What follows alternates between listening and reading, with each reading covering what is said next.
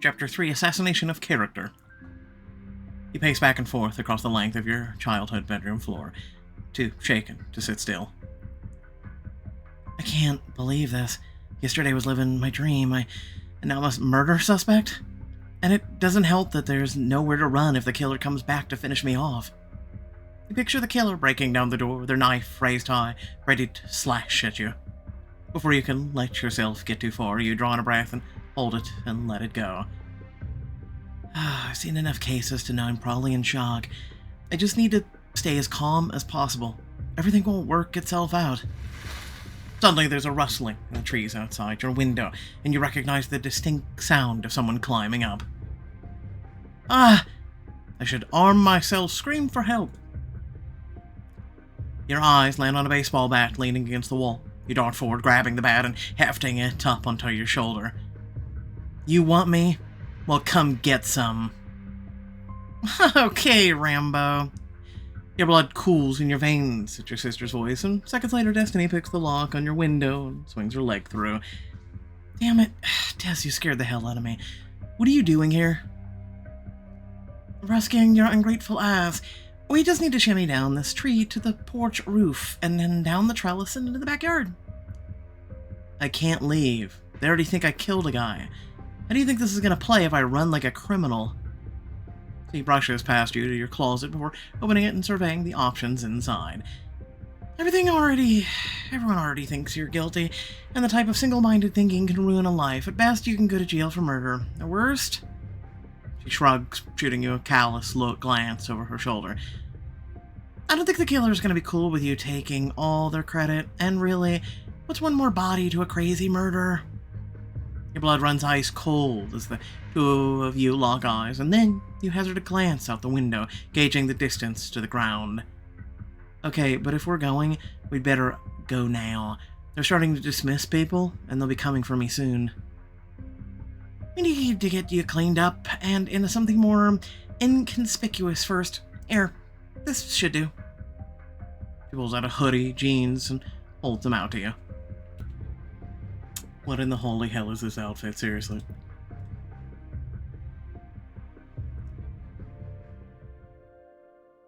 You take the clothes, head to the bathroom, but as you spot your reflection in the mirror, your breath catches in your throat. Oh god. The blood spatters on your clothes and skin have dried to dark, rusty red, and mud and dirt are smeared everywhere. Frantically, you douse a hand, towel to warm water, and start to scrub. But watching the blood and dirt turn the fluffy white towel dingy makes your eyes well up. No. Sam? Destiny knocks, coming in before you can respond, and she takes one look at your face before immediately taking the towel from you. We'll do it together. You nod, closing your eyes as she wipes away the rest of the night's ordeal, and silently you shoulder out of your ruined clothing. When you're dressed and ready, you follow her back to the window, feeling slightly less raw, but no less nervous. I hope this isn't a huge mistake. You follow Destiny out into the night air. She leads you around the side of the house until you see police officers leading partygoers out to waiting vans. Oh, it's over? Yes, murder tends to bring a party to a close. Don't worry, though. One of our officers will drop you off at home. What's the plan here, Des? There are cops everywhere. You see, we mill around the drunkies for a while, then, when no one's looking, we sneak off. Are you kidding me? They're going to recognize me. Half of these people are too far gone to recognize themselves in a mirror. The rest are too busy hurting them. You'll be fine. No, I'll be caught. I should have... Would you just shut up? Destiny rolls her eyes, grabs your hand, pulling you into the line behind the last of the partiers being led from the house. Everyone head for the bottom of the driveway. More officers will arrive shortly to drive you into town. You and Destiny murmur your thanks for the rest of the group. In the clatter, Destiny whispers to you faintly. Once we get past the police, follow me to the trees on the right. We'll hide out in the forest until things calm down. You nod, keeping her in your periphery as you're led past a group of officers. You feel Destiny slow down next to you, getting ready to head for the forest. Stay calm, Sam. Nobody's focusing on you. Just a few more steps and you'll be... Hey, you. Then the line stops and you turn to see the detective who had sent you to your room, headed straight for you. Busted. I should... pretend to be drunk. You stumbled at Destiny, grabbing her arm and leaning your head on her shoulder. Officer, can we please go back to the party? It was just starting to get crazy. The drunkest members of the group around you whoop their agreement and the detective rolls his eyes. It's detective, and I don't think you need things to get any crazier. He pauses for a moment, studying you, before turning away with a grumble. Damn kids. Middle-aged condescension for the win. How'd you know that would work? I just thought, when's the most annoying I've ever been as a human being? And then I channeled drunk you coming home from a night out. Excuse you, drunk me is a joy to be around. Now, let's go before I change my mind and leave you here to rot, smartass. The two of you hurry off, your footsteps crunching through the brush. Destiny zags this way and that through the once familiar woods. How can she find her way in here? I grew up in these woods too, but they look so different at night. You slow to look around at the various trees for some clue to where you could be headed, but none of it jogs your memory. Would you hurry up? Destiny darts to your left, leading you into a denser part of the woods, and as you try to look around and follow her path, you struggle to keep up. Go back to looking around or catch up. You pick up speed until you're right at her side, desperate not to lose sight of her in the dark. Wait. Deep in the darkness, you hear a detective's muffled yell. Damn it, she's gone! She can't have gone too far. Let's get a team together to check these trees. Crap, they know I'm gone. I've still got a decent head start, still. Des, we're running out of time here.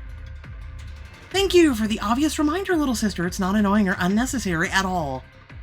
I mean, they're going to catch up with us sooner or later, unless we have a plan, and right now it just feels like you're running us in circles.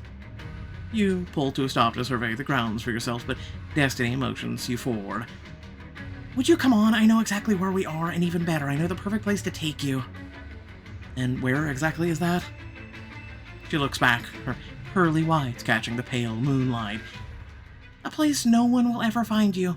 Now let's go. She jogs off deeper into the woods, and you chance a quick glance behind you in the direction of the approaching detective. Lag behind, try to keep up, before turning and sprinting after her. Fine, but you'd better be right about this.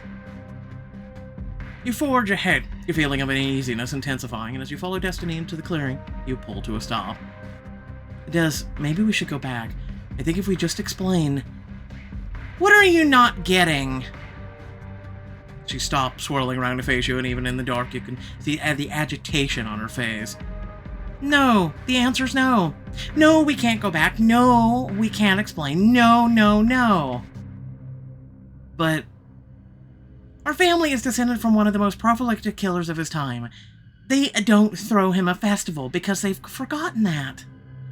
They throw it so no carpenter will ever live down the shame of being related to Stabby Joe. But I'm not ashamed, not even close. Your uneasiness gnaws at you, and as you look around at your unfamiliar surroundings, a haunting thought comes to you. Why are you suddenly so concerned with protecting me? Destiny, what are we really doing out here? Sam, if the cops get you, they won't even bother looking for another suspect. I'm doing this for your own good, now let's go. But as Destiny tries to encourage you deeper into the clearing, the gears in your mind start turning. Coda said the killer would be trying to exert their control over me. Sudden strong floral scent pulls your attention back to the world around you. And your perfume, it smells just like cherry blossoms. I have zero idea what you're talking about right now. Oh my god, it was you. You killed Alan. What? That's why you don't want me to talk to the police. You know it would lead back to you. We don't have time for you to be completely insane right now. Now, let's go. No, I'm not going anywhere with you. I'm going back. I already told you there's no going back, not for you. Your instinct served you well. Destiny lunges for you, but you're too far for her to cover the distance. You turn and run, calling out in the darkness. Help! Somebody help! You sprint as fast as you can through the trees while your mind races to catch up. A place where no one will find me. There's no going back. Destiny was going to try and kill me. But as you risk a glance back over your shoulder, you collide with something hard and firm that sends you crashing to the forest floor. Gotcha! The detective grabs you, pulling you to your feet, and it's only then you realize that you've found yourself between a rock and a hard place. Detective, Save it. You're coming with me. At the police station, you pace back and forth across the length of the interrogation room. This detective clearly likes to play mind games. I've been here for hours, I'm starving, tired, and I just want this night to be over. As if on cue, the detective porter saunters into the room, a cup of coffee in one hand and a sandwich in the other. It's Sam, isn't it? Detective. I'm invoking my right to remain silent. The detective raises eyebrows at you and you realize your mistake. Starting now, I mean. Fair enough. The detective sets the offerings down in front of you before moving to his side of the table. Want you to dig in? I know you've got to be ravenous. Yeah, no, I'll pass. You slide the items back across the table, noting the detective's frown. I'm not hungry enough to fall for whatever trick this is, and it's the oldest trick in the book. No trick, you need something to keep your strength up after traveling all this you did today. From Cordonia, right? Studying serial killers. So, that's why you're so late. You were looking into me. Well, guess what? If there's something you want to know, you can ask, Detective. I have nothing to hide. So much for your remaining silent. Good, because I've got plenty of questions. What do you say we take it from the top, He pulls out a notepad and pen and you eye them wearily. What do you want to know? Well, let's start with the events leading up to the body being discovered. He poises his pen over the pad, and as you think back, a dull ache accompanies a head full of fuzzy memories you can't quite nail down. Oh no, the whole night's out of order, and there's no way he's gonna believe I don't remember because the killer choked me. Well, he didn't just choke you, but you know. The pills, like he gave you, weigh heavy in your pocket, and you breathe a sigh of relief. Can I have a water? First, I have a medication I need to take for a concussion. The detective motions for someone behind the two-way mirror to bring it, and you down the last of the pills with a gulp before staring the detective down. Fire away. Other witnesses have reported playing a murder game. Where did you go after the game started? Well, right after it started. Shit, I'm trying to remember in order. Let me think, hold on. Actually, I got to think about this. The problem is, what if you didn't play the diamond choice? It's a hard one. Look for code in the kitchen. Hang out, was it? Oh, there was a little symbol! Well, whatever. The knife I pulled from the pumpkin was his, and he's always been a big eater. That would explain why he inhaled his sandwich and asked if there were any more. Our chef used to make him his own family-sized portion on nights when he stayed over for dinner. How much did you drink tonight, Sam? Hardly anything, and you can ask anyone. Oh, I have, and everyone says that you were nearly as sober as the day you were born. So, how exactly did you drink so much that you passed out and hit your head? If you're trying to insinuate my injury is fake, I'd be more than happy to see a doctor. But a friend of mine is majoring in sports medicine, and has a few concussions in her time, so I trust her diagnosis. Actually, I think your injury is very real, Sam. I just don't think you got it the way everyone says. I think you went after Alan. He put up a fight. You may have gotten the last laugh, but he left you something to think about, I don't consider the death of my friend to be a laughing matter, Detective. He grits his teeth, bested, and the two of you lock eyes in a battle of wills. Where did you go immediately after the body was found? And the symbols help, but let's just look at them. I went to my father's office, went to Destiny's room, got dragged into my father's study. Technically true. Someone dragged me. The next thing I knew, I was surrounded by leather. Dad had a thing for leather couches and cigars. You can remember that, but you don't remember who grabbed you. There was a dead body in front of me, and we've already established I had a head trauma. Don't you think that warrants a pass? Only because it aligns with the other statements of the night. Obviously, I'm innocent. Innocent people don't run from the scene of the crime. They stay, clear their names, which begs the question, why did you run, Sam? I ran because I knew this would happen. My family's been the black sheep of this town since its founding. Your family is full of nothings but degenerates, from your murderous great-great-ancestor all the way down to you and your sister. The detectives get close enough for you to feel the spittle land on your face, daring you to act as he leans in to whisper your deepest fear. And I'll bet the apple doesn't fall far from the tree. You clench your fists, and the detective grins. There it is. Let it out, Sam. You know you want to. You don't know me, detective. I didn't kill Alan. Well, if you didn't, who did? I don't know. They were wearing a Stabby Joe mask. So you're claiming you saw the killer now? Yes, and I told everyone this at the party. I even let a group out to look for clues after. People not in my immediate circle saw us and can vouch for me. If you're telling the truth, then that's a big if. Someone there saw this as an opportunity to frame you. I need to know who the last person you talked to before finding Alan's body was. It was Oda's or Destiny.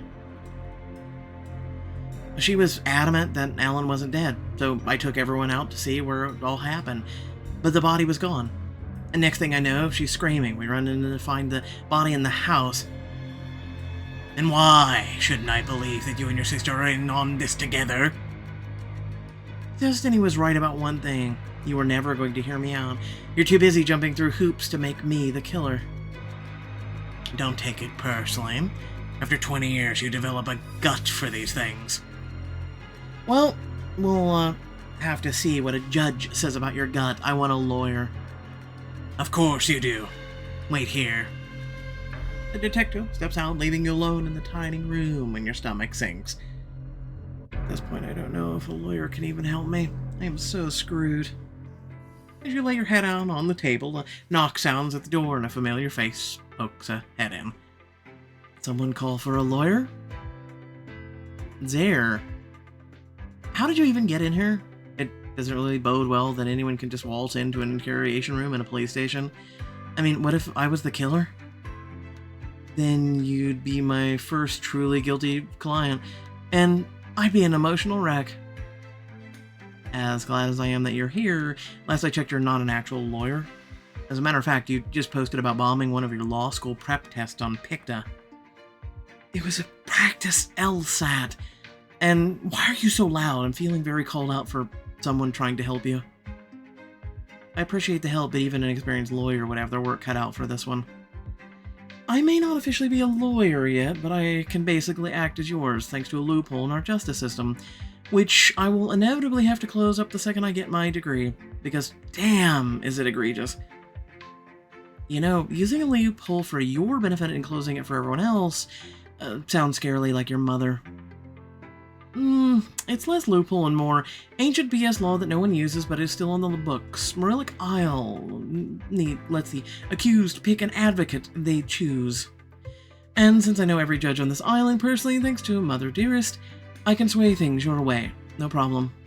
Normally, I wouldn't offer, but no, you didn't do it, and I can't sit by and watch the island waste resources on you when there's a real killer out there. Well, when you put it like that, a little loophole never hurt.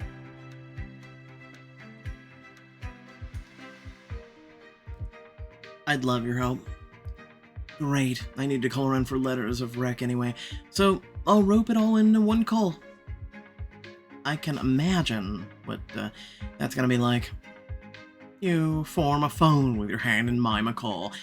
Hello, Justice Crinkleman. Fine weather we're having. Will you please tell a law school I'm amazing and also get my friend off for murder? Their curls are handed to a phone and respond, throwing on a dubious accent. A spot of bribery, you say. Well, I normally reserve that for Tuesdays, but since it's you... Why is the judge's British all of a sudden? It's all in my fancy accent. Judges are fancy. You should be prepared for that. I feel like I'm ready for anything after the way Detective Porter grilled me. I kept telling him, whoa, you gave a statement? He said I was supposed to? He never said such a thing! Sam, police will say anything they can to think of to make you tell them something they can use against you. But if you gave them nothing, they might even tell you something. Here, let's practice. Sarah settles into the seat across from you, suddenly serious. I'll be the detective. You're going to practice staying calm and giving me as little as possible. Ready? I think so. Okay, Sam, why did you kill Alan with the hatchet? Well, one, you don't want to correct him. I'm gonna say nothing. Stare blankly back at them, careful to keep your face calm and emotionless. Even though it wasn't a hatchet and I'm tilted. Perfect. You log in on the person sitting across from you and it's almost day and night from who you remember. I don't think I've ever seen you this confident. I'm used to the mopey kid who hardly said in a word. My glow-up has been one for the ages. I finally got a top surgery, and now I can look in the mirror and see me. And it helps to have community at school. Who knew Bayard Ruston University would be the place to bring me out of my shell? To be fair, I think anywhere that isn't here would have done the trick. Zare flashes you a brilliant smile, and you can't help but feel warm inside. Either way, your confidence is really inspiring. I feel like I can see 10 years in your future just by looking at you. You fix them with a gaze, their sense of presence overwhelming. You'll be powerful, smart lawyers, striking out on their own, bringing injustice to its knees in no time. And it makes me feel like there might be some hope for me too. Hope is what it's all about. It's why I wanted to be a lawyer in the first place. To speak for people who can't find their voices in these complex systems, to give them hope, just like your sister gave me. At the mention of destiny, your heart starts pounding, but you play it off, giving away nothing, just like Hazir taught you. I forgot Destiny adopted you in her friend group in high school. You two were a classic extrovert-introvert pairing. And now you're another perfect match, a lawyer and their future murder client. I wonder if they'd even believe me. Just as you open your mouth to reveal your theories, Air shoots you a wistful look. Your issues with your sister aside, without a friendship, I know, I don't know where I'd be, Sam. Admiration in their voice stops you cold, and you resolve at once to keep your thoughts to yourself. But that doesn't mean I can't learn something here. Maintaining your stoicism, you shrug your shoulders, asking casually. So, you two are pretty close, huh? Normally I hear about friends growing apart. Good to hear that's not the case for you. No, we still talk a lot. I mean, she told me she wanted to move out to LA a few months ago. I was one of the only people who knew she was thinking about it. Probably waiting for the right moment to spring on the rest of us how awesome it is to be her. You flinch at the bitterness scraping through, but Sarah just shrugs. I think it was more of a case of her not wanting to tell everyone and not getting it. She can be sensitive like that. Wow, that's Azer's teaching rubs against your age-old beef with your sister. You can't help but let them fall to the wayside, settling for something in the middle. Not my experience with my sister. It makes me feel like we know completely different people.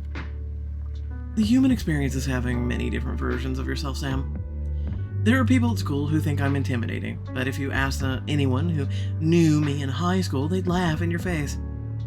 It's all just a matter of perspective, seeing people for what they are and not what they lack, and forming your own opinion based on that.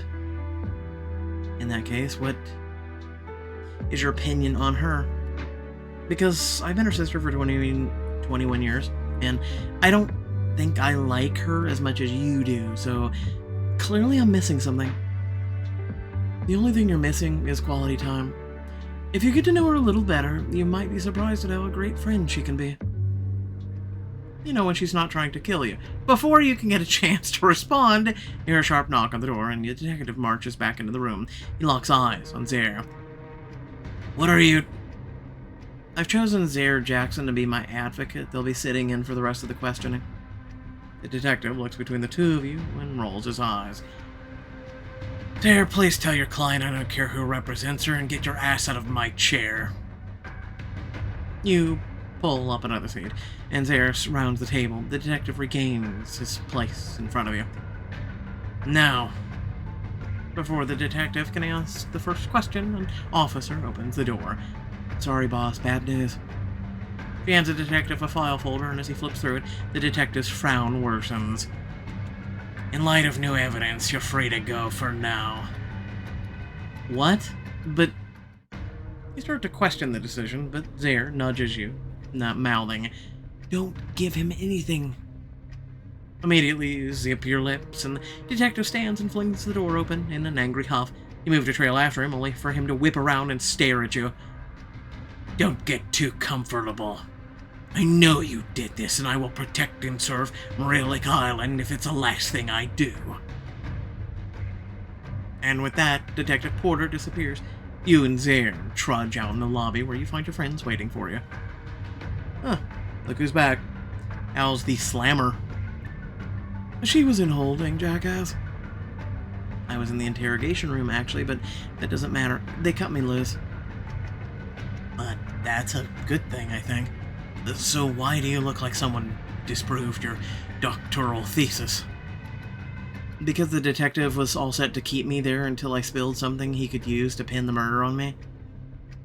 And then the cop came in and handed over evidence folder. After that, it was a grand opening, grand closing. They don't do that unless they've got something big. Which begs the question, what was in the folder? I don't know, but... I don't have a good feeling. That didn't look like the face of someone who just solved a gruesome murder. Something else is going on here, and I want to know what. Well, we won't get far wandering around in a big group like this, so I guess it's time for another classic horror movie trope. I think we should split up. Where should we look? Ty's right, we don't even know what we're looking for. You glance around again, the cop behind the desk is gone, the cubicles behind it are deserted. Let's check the bullpen. Tyson and I will try and find the detective's desks. You guys see what you can scrounge up. You got it. You know, for a wannabe lawyer, you sure are breaking laws. While the others spread out to cover the most ground, you and Tyson head for the desks on the far side of the room and search for the nameplates. Jackpot. Now, let's see what's been going on. You wake the screen up only to find yourself staring at a screensaver and a password box. If I were a police detective's password, what would I be? Oh, come on!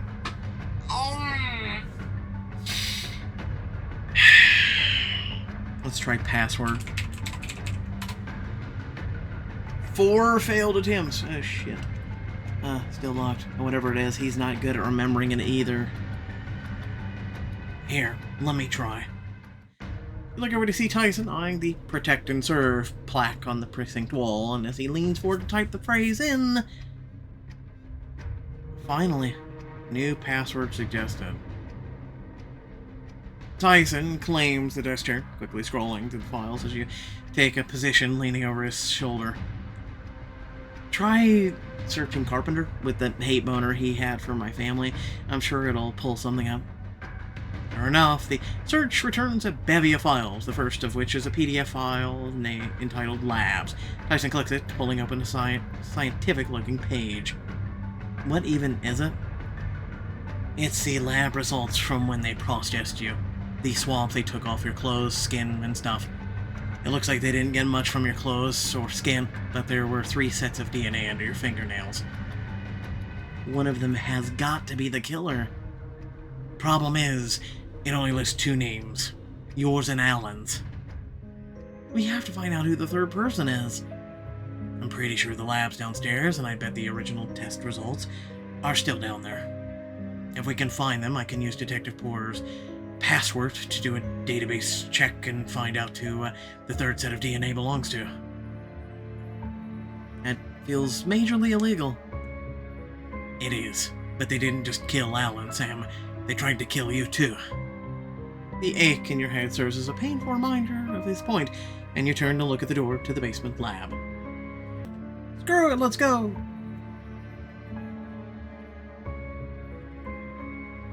I've got to know who the third strand belongs to, and there's only one way to do it.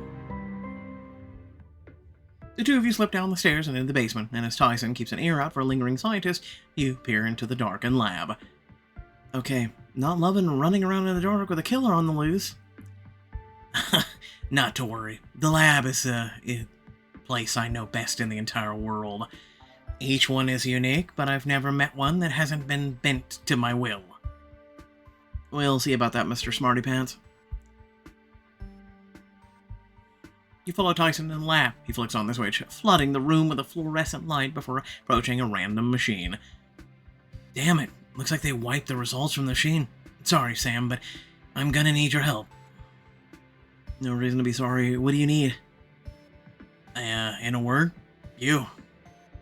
Tyson holds out a hand to you, shyly summoning you to hop onto the table. To get the results, I'll have to synthesize the samples again, and since you changed clothes, I'm gonna need your hand and for you to stay really still. Tyson dons a pair of gloves, takes your hand in his, grabbing a nearby scalpel. Whoa, I thought this was just swabs.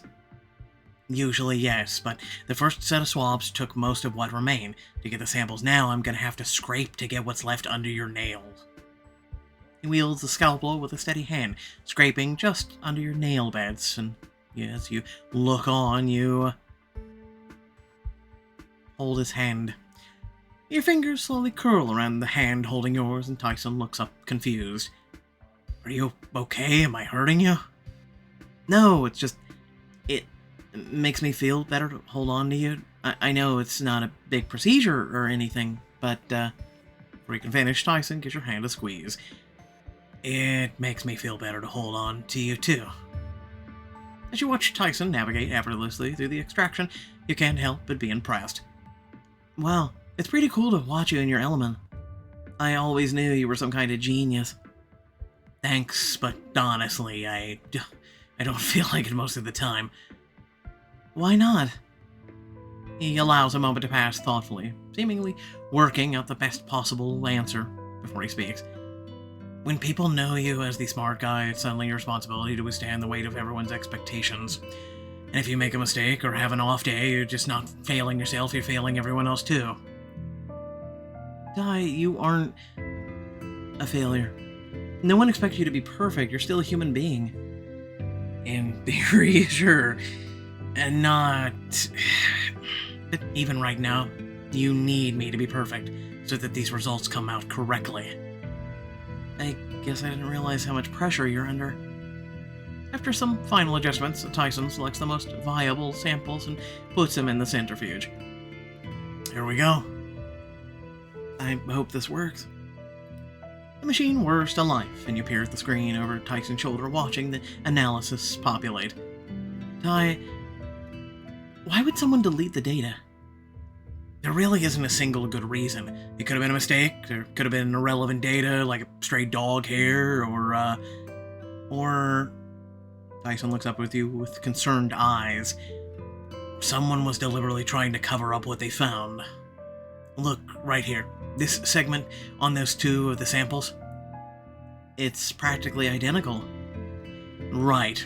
Those segments are called single nucleotide polymorphins, or SNPs. That's right. Don't sound so surprised. I do study criminology, you know. I don't know as much as you biomedical engineers, but we do a forensics course or two. Like, right here. The two of you go on, you're comparing your DNA strands, feeling at home in your common language of science, until finally the machine gives a printout of the finalized data. Alright, time to see who this mystery DNA belongs to. It's all you can do to remind yourself to breathe, as Tyson inputs the detective's password and runs the data through the national database. Okay, this one's Alan's, this one's yours, and the last one is... That's not possible! You stare open-mouthed on the computer screen where, under the DNA match heading on the final DNA sample, is the name Joseph Campbell, aka Stabby Joe. But how? The man's been dead and buried over a century. I have no idea, but we better get back to the others. Maybe they have some ideas? I'm sure. As you head back out into the basement, the building groans and creaks around you, making you jump out of your skin. Run away, run into his arms. Or I could just stand and be a normal human being, realize like it's a building. Oh my god, they're back, they're gonna kill me for real this time. Before you can go all full-blown fit, Tyson pulls you into his chest and you squeeze your eyes shut. Shh, it's okay. It's just the building settling. I got you. His voice is soothing, and when you gather the courage to open your eyes, you find him looking down at you with a smile. You're always safe with me. Well, isn't that just precious? You look up to find Lucky, Coda, and Zaire coming down the hallway, and you and Tyson hastily separate. Hey guys, find anything? See for yourself, we found one, damn, near every desk. File. Open. Top secret. Tyson looks on over your shoulders as you open the file, and inside is a plain piece of paper with only 2 lines. Bury the Whitaker murder. It's bad for business. This week, the only killer in town is Stabby Joe. -M. I don't understand. Who's M? The only person in this town with the power to stop a murder investigation. The mayor? My mother. Your mother, the mayor? I don't understand. Anyway, without further ado, thanks for watching. Please remember to like, share, and subscribe. Head down the description, plenty of things to check out. Without further ado, so, yeah. First and foremost, I like this book so far. However, it's Scooby-Doo and the gang. Everyone's like, oh, it's Scream. No, it's Scooby-Doo, guys. It's Scooby-Doo. I'm sorry. I'm sorry to get your hopes up.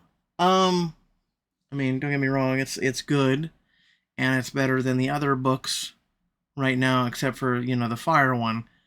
But, yeah, I don't know. I always value you guys' opinion. Let me know in the comment section. Otherwise, I wanted to get a jump on this. I know I didn't cover chapters and everything from Wednesday. I'm getting on it, right? I've been doing, for a little, just quick little update for you guys, been doing a lot with the health thing and everything. Like this morning I had to go to the pharmacy, pick up some meds that are 30% stronger. Because yeah, just a lot of pain and stuff, right? So aside from that, hopefully you continue to enjoy the content that I provide to you for as long as I can provide it. But aside from that, love your beautiful faces, and I'll catch you all in the next video. Peace out.